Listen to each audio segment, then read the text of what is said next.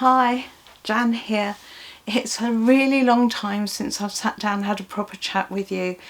And thank you for anybody who's been contacting me and saying, are you okay? Because I haven't been posting for a while. And the answer is, yes, I am okay. But I've had the most troublesome tech difficulties in more than one area. And so the good news is, if you're seeing this, I'm at least some way towards overcoming them.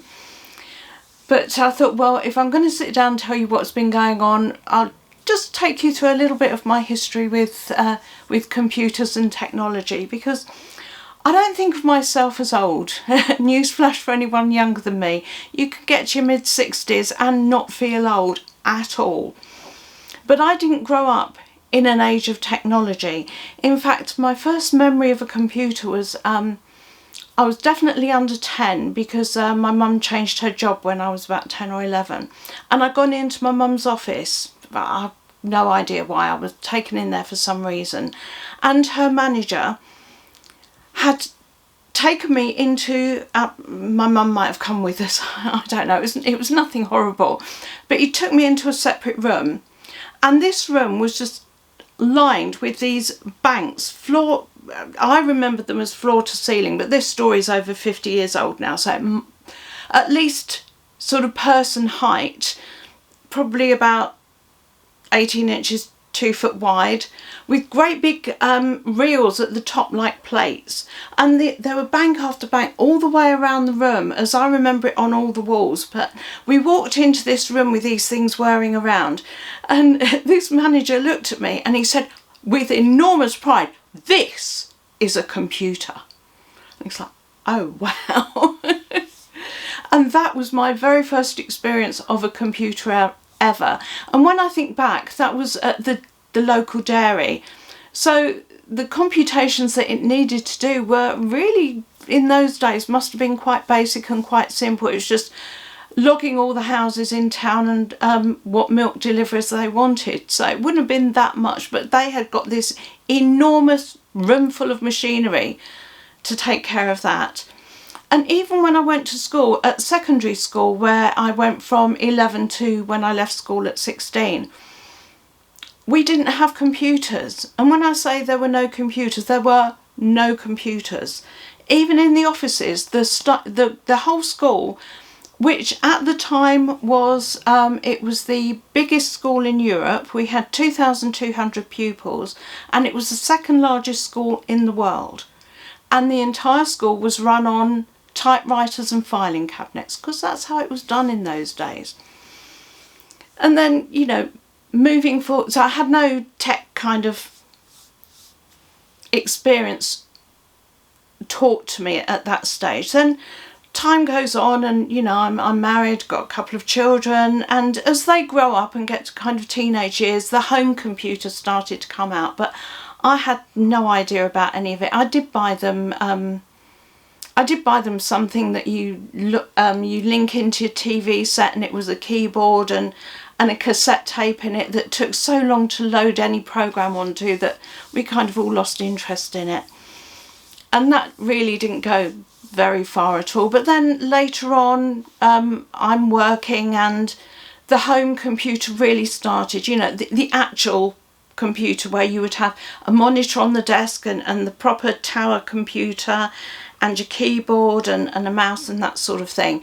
And so I bought a second-hand one and started to learn on my own how to use it, and got the hang of basic word processing and spreadsheets and desktop publishing. I was doing some desktop publishing. So, you know, I'm by no way a computer whiz. When Neil was at school, he started learning computer programming. I wouldn't have a clue where to start with that. But so had the beginnings of that going on. And then when Neil and I, very early on when we were living together, we actually got a brand new computer that was a little bit more powerful, but it could actually go on the internet.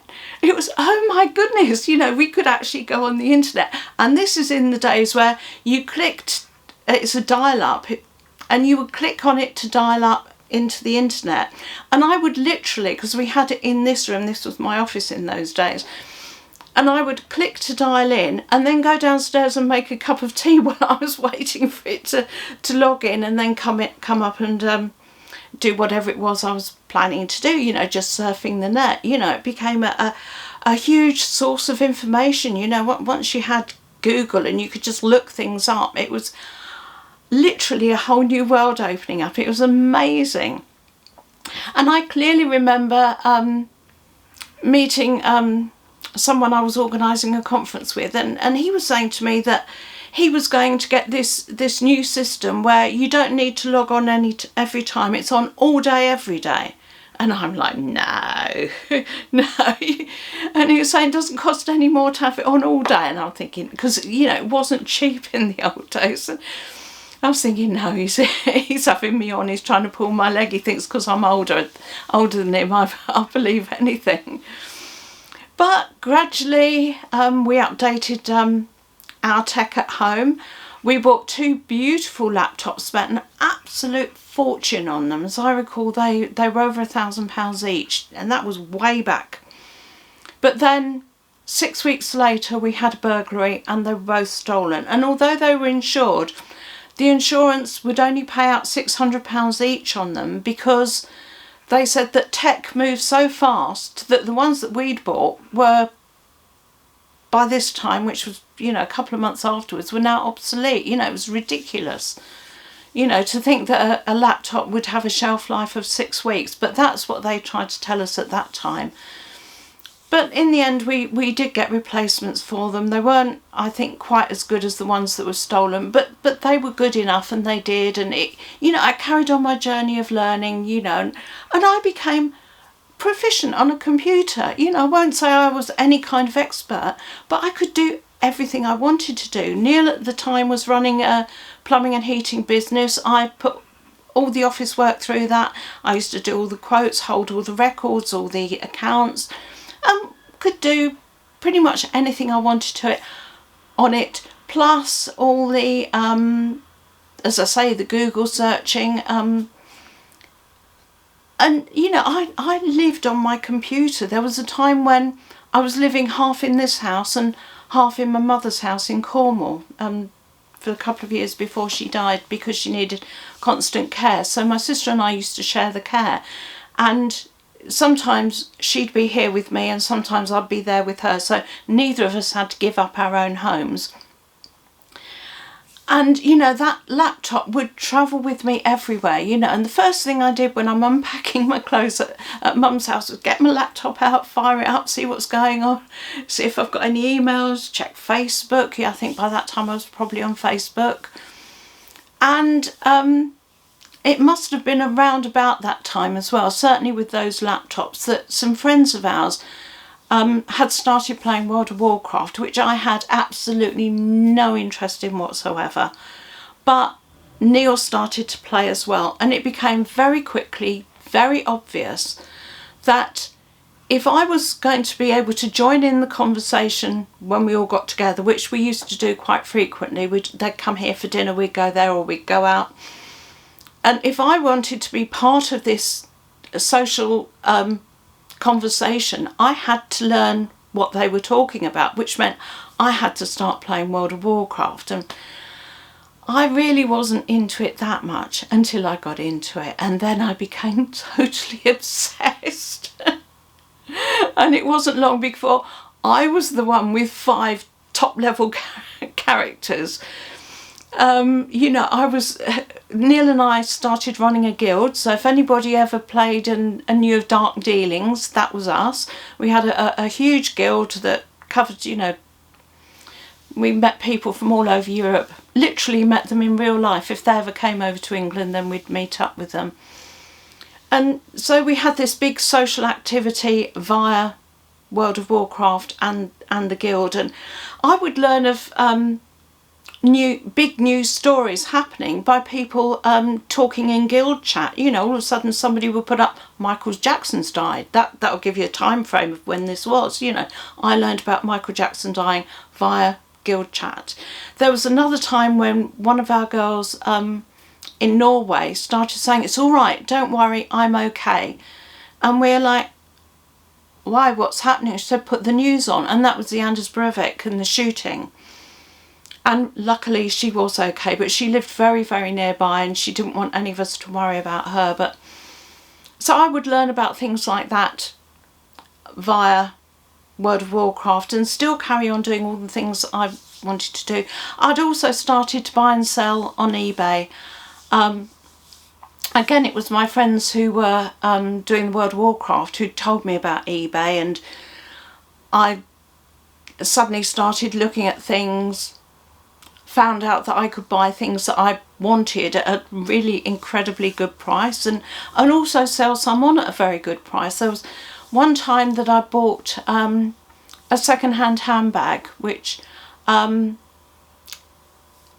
paid £25 for, but it was mulberry, and we used to sell mulberry in duty free at the airport. I knew that it was worth a bit of money, so I put it on auction, and I'll never forget the end of that auction, because I think all I wanted to do was make my money back, and you know, I wasn't looking for a huge profit, but I just wanted to cover what it had cost me. So all week long I'm looking at the price going very gradually up, but then on the day of the auction itself it started to go faster and faster and faster. And you know, I was just hitting that refresh button over and over and over again, and in the closing minutes of the auction it went to, you know, 60, 70, 80, 90, £100, 150, and as the auction closed, 180, 199, 200, 210, 220, and it actually closed at, I think it was 249. So I'd actually sold it for 10 times what I bought it for, and I'm at that point absolutely hooked on eBay and looking around, what can I sell, what's worth anything. And if I buy myself something, you know, like a handbag, I'll generally speaking go for a second hand good quality, because then I know if I need to liquidate money later on, just flog off something that, you know, I've bought earlier but get more for it. And I've done that quite a lot over the years. So I had this love affair with laptops, and my son he'd bought a huge 17-inch screen one, which I'd started using because I was playing World of Warcraft, and he'd started using mine because it was lighter and easier to carry around with him. So we kind of, without ever saying this is an official swap, we kind of swapped over. But then one night I'd gone to bed with the mother of all migraines, that more pain than you can imagine. And when I woke up in the morning, I'd had a massive stroke in the night, and my technical know-how had just gone. It had completely disappeared. I barely knew how to turn a computer on. You know, whereas Neil and I had been amateur photographers for many, many years, I didn't understand how to work my cameras. I could barely use my phone, and that was another thing, you know, I was kind of addicted to my phone, and I just didn't know how to do it. It had just completely gone. Whatever part of my brain had gone in that stroke contained all of my computer knowledge, and it just disappeared. It was shortly after that Neil got his iMac, his big 28-inch iMac, and he persuaded me to get one as well. He actually said, I'll buy it for you. So we had then matching iMacs, but to go from losing my knowledge of how to use a Windows computer over to try and learn a whole new system on Apple, I just couldn't do it. You know, I had this really expensive bit of kit. It was a beautiful computer, but I just couldn't do it, and I just didn't want to. It made me feel inadequate, and you know, I was fighting to regain me after the stroke, and I just couldn't do it at all. And I'd ordered, if ever I have tests or scans or x-rays or anything like that done, I order copies of them for my own records, and I'd got a copy of my brain scan that came through on a CD, but when it came through, it doesn't work on Apple. it had to go on a Windows computer, and for some reason I couldn't use the computer that had been my son's. The one that had been mine had met with a bad accident by that time. I think he'd dropped the one that had been mine and the screen had broken or something, and so he'd had his back. So I'm now left with no Windows computer. So I went out and bought a laptop so that I could at least play this scan DVD CD thingy on it. It was on a disc, and so I bought myself a laptop to do that on. But that happened just around the time I don't know if it happened at the time that Windows 10 came out, or I'd just not used it enough, but it was still when I was struggling so bad with technology that Windows 10 came out, and so I hardly used the laptop at all. You know, I was gradually, very, very slowly building back up to paying bills online, because I'd always paid bills as they come up, pay them online. I don't like direct debits. I feel that you're kind of bullied into doing it, whereas I like to have more control over my money, and you know, I'm gradually, very, very slowly building up to learning to do things again. But it was so slow. It took me so long to get to where I am today. I mean, that happened, the stroke was 2012, so we're many years on, and people nowadays will look at me and think I don't look any different, but I am very, very changed from how I was then. But the part of my brain that held the knowledge of how to use computers before is gone. That is just a big hole this side of my... I don't know if that's where everybody keeps their computer knowledge. Mine was in that side. That part of the brain will never grow back, but what the brain does is it learns new pathways and trains a different part of the brain to do what you were doing before. It's an incredible thing how the brain can actually get you back to almost as good as before. Not quite there, but so much that most people wouldn't know. But of course it's then been a journey of trying to learn tech again, and I struggle with it so much, because if something's not working, I never know if it's the computer or if it's the software or if it's me, you know, and I have to try and narrow down what the problem is that it's not working, and just struggle with it. And when I decided to do YouTube, I think I might have mentioned before that I just wanted to prove to myself that I still could learn to do things. I could learn to use a camera, but the cameras that I'm using now have been bought since the brain damage. So I'm having to learn whole new cameras. I'm having to learn, you know, as I say, the laptop and the desktop that, or the iMac that I had. But it's all taken so long that my iMac and my laptops just became so old. They couldn't handle what I now want to do with them. And it got to the stage where with my iMac, I just couldn't upload any more film onto it. The video that it just wouldn't take any more. Something that's quite common in the very, I say very old, but it's a 2011 model that, you know, once it says it's full, you can't take things off and allow it more space. Or if you can, I never found out how to do it. I just know it wasn't a problem just with myself. Other people were having the same problem. So I went back to using the laptops, and I actually had two laptops by this time, but one of them was the same age as the iMac, the other one was only a year younger. But both of them were old, and I spent my whole birthday 2 weeks ago trying to upload films. So they were the last films that you would have seen, and it took me all day. It was taking hours and hours and hours to upload anything. And it got to the stage where I thought, I'm just going to have to give in and buy something newer, something that can actually handle what I want to do. If I'm going to carry on doing YouTube at all, I'm going to have to bite the bullet and buy a new laptop. I wanted the laptop rather than another iMac. I was originally thinking about another iMac, but I really like with the laptop that you can fold it down and put it away, and it's not just forever out on the side.